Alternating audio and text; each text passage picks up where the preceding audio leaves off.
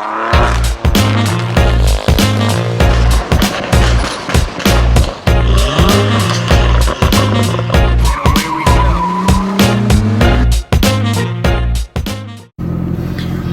is up, YouTube? Today we have a cool little treat. We're gonna go test drive a Lotus Evora S. All right, so first things first, I love this steering wheel.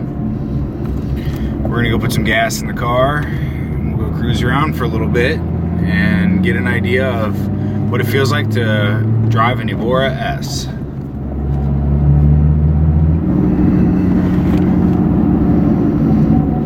Out of the gate, just like with freaking every car that I get in, I wish I was sitting lower in the car.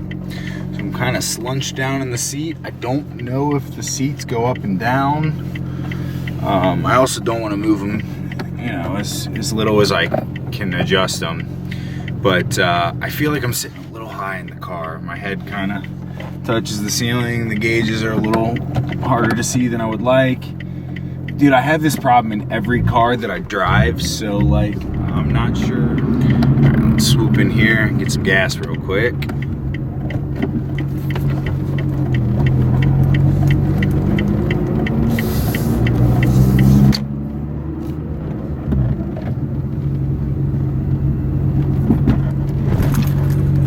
All right, be back with you in a sec. Put sport mode back on. Oh, it sounds so good. I like this car. All right, where can we go where there's not a whole bunch of traffic? Let's go this way.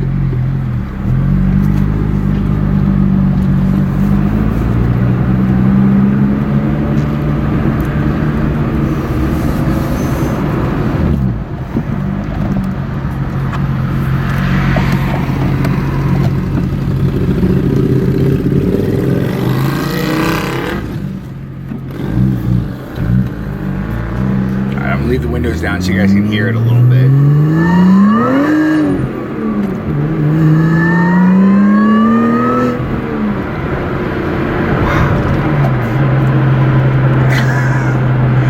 I like the sounds it makes. That was only like 4,000 or 5,000 RPM, so you can imagine what it sounds like when it's screaming up top.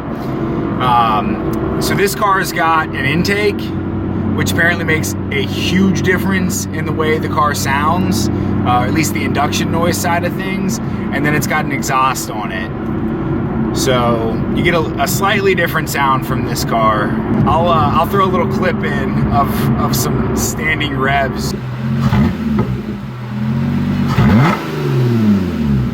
It makes good noises. Real easy to drive. Feel the road well. I love the noise, it's so good. Blipping the throttle is a little different too. I feel like this engine revs a little faster than mine does, so the blips are pretty quick. The steering wheel's got all kinds of like, I guess you would say ergonomic shapes on it, like areas where your hand's clearly supposed to sit. So if you're not holding it in exactly those spots, it kind of feels a little odd. But I love the steering wheel. It looks right for a little sports car. It's not overloaded with gadgetry, and you know, there's no paddles. It's a manual. That's cool. The automatic in this is, as I understand it, a pretty standard automatic, so this probably would not be the kind of car that you would want to buy in an automatic, though I know that they can do some pretty good things with tuning on automatic boxes these days. Maybe they could make it feel pretty good, but it's still an automatic, and if I had to guess, I would say it's the same automatic that comes in like your Toyota Camry. So this probably wouldn't be a car I'd ever buy in an automatic, but this manual feels great. 6-speed.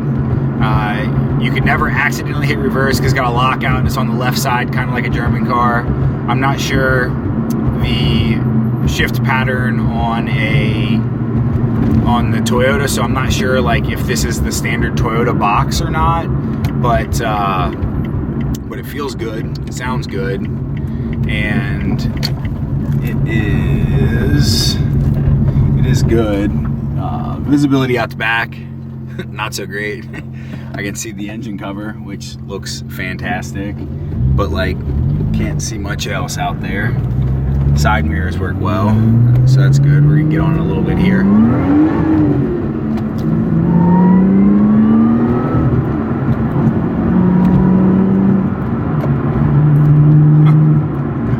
It's cool. It revs so quick. I love it.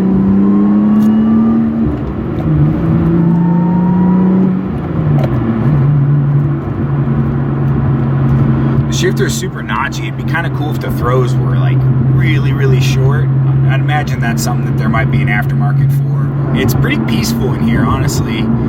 For what kind of car this is, being kind of a stripped down, lightweight little sports car, it's very well sealed in here. Like, I'm not getting any wind noise. We're going about 50-ish right now on some backcountry roads, and I don't get any wind noise or any weird buffeting sounds.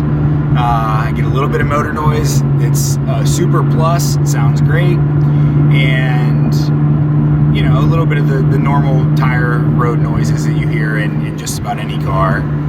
But overall, I mean, the ride's great. It's not jarringly stiff. It's comfortable, and it runs great.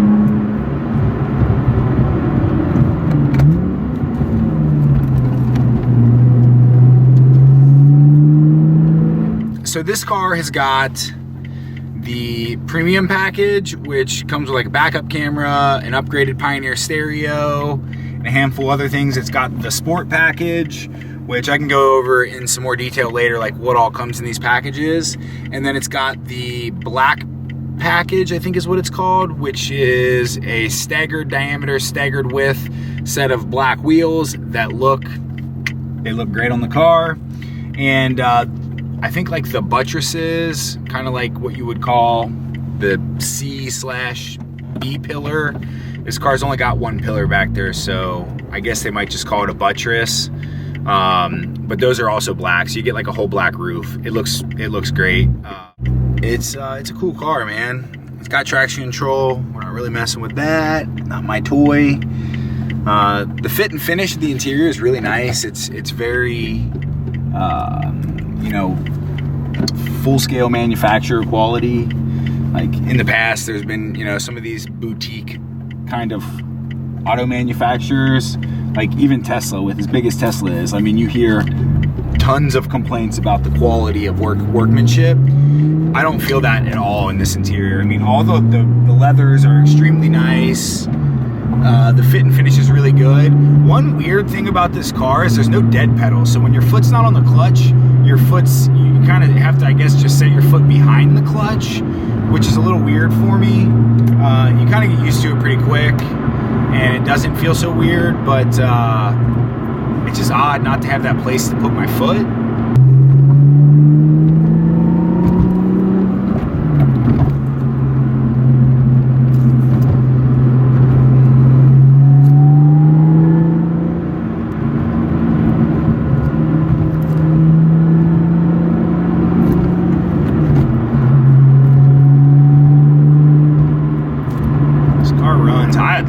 To have this thing on a track, and where you could really like just drive it, and nowhere around here without driving, you know, 30 minutes out of my way are there roads where you can safely, you know, get into the steering. Everything out here is pretty tight, and again, these cars aren't mine, so like you can't ever really go out and really push them. But it's cool to have these opportunities to try out people's cars like this, and this is a unique one for the channel. It's kind of the first time we've done something at this price point, so it's kind of exciting to branch out of, you know, the normal stuff that I like to look at, and you know, try something new. Okay, it looks like the rev limit's 7,200. We're not going to get up there and find out, but just for FYI.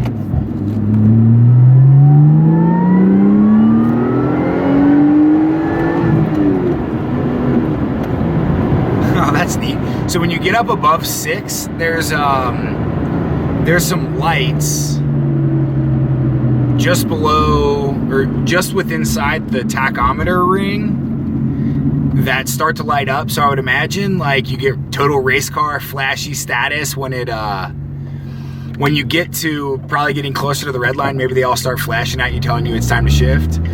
It's a little low. It's kind of out of the line of sight, so I don't know that it would be super helpful when you're actually getting on it, but it's cool. I just saw them start to light up there. So we're gonna finish up the cruise here.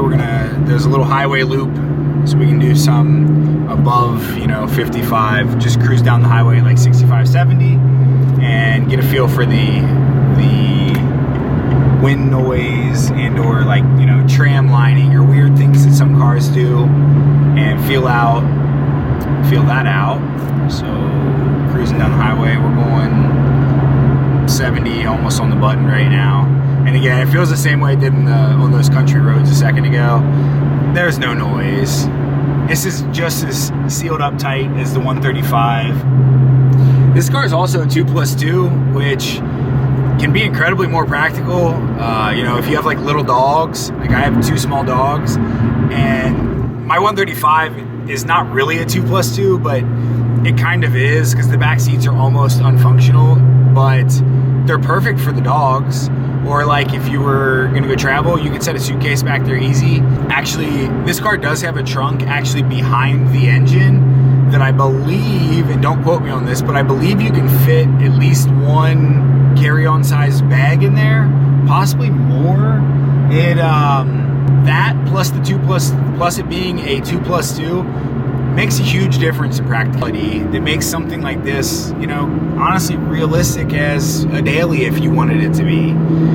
It's also got a Toyota engine, so it's just gonna run. It just runs right, It's not like something that you're gonna expect weird, quirky issues with, which makes it super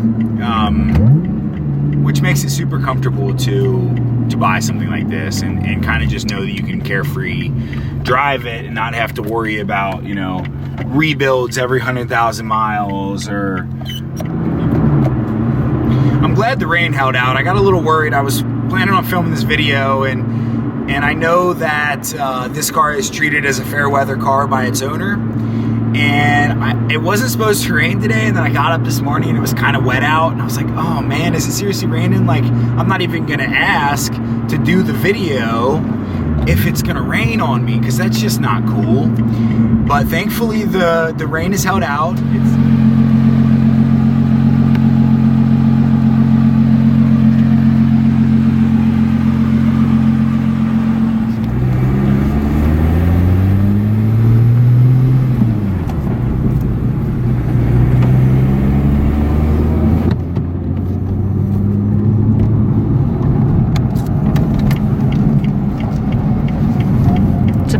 Car. Yeah, real manual transmission. Yeah.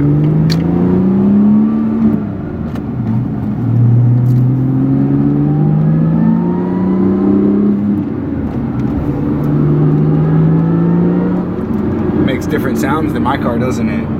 It does. I kind of feel it's quieter than your car. Inside? Yeah. My car?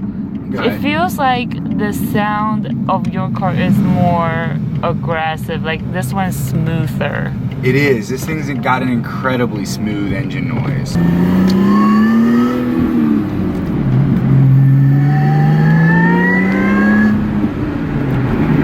Isn't that noise cool? That noise kind of sounds like that rooster. It's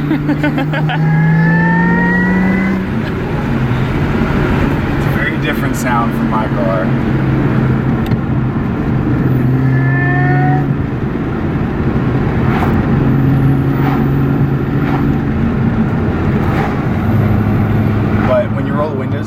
It's nice and quiet in here. Yeah. Which I was kind of surprised. I expected it to be a little more noisy in the car. Yeah. And I also feel like it's not sitting so low. It feels like a sport car. It sits like a normal car, I feel like. Like you're sitting high enough off the ground that it doesn't make you feel weird. It's interesting you should bring that up, because that was one of my gripes about the car. Really? Yeah, I feel like I'm sitting too high. Oh. but sitting too high relative to the interior of the car. The height of the vehicle itself, I think, is fine. I like how comfortable it sits inside because the height, like Right. you said, it Right. gives me comfort. Yeah, it allows you to feel more comfortable with it. Yeah, even when I was riding in the Z4, I feel you are kind of too low. Yeah. Yeah, I think that's probably more appropriate height for me. Well, we look for different things for cars. Absolutely, no, absolutely.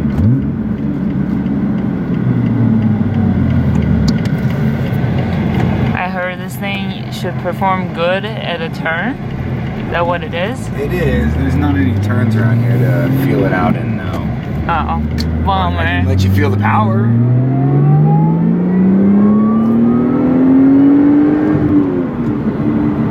That was only like 80%.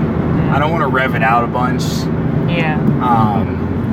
But it's really, really smooth, whereas mine's like more aggressive and snappy. Yours, yeah, and yours farts.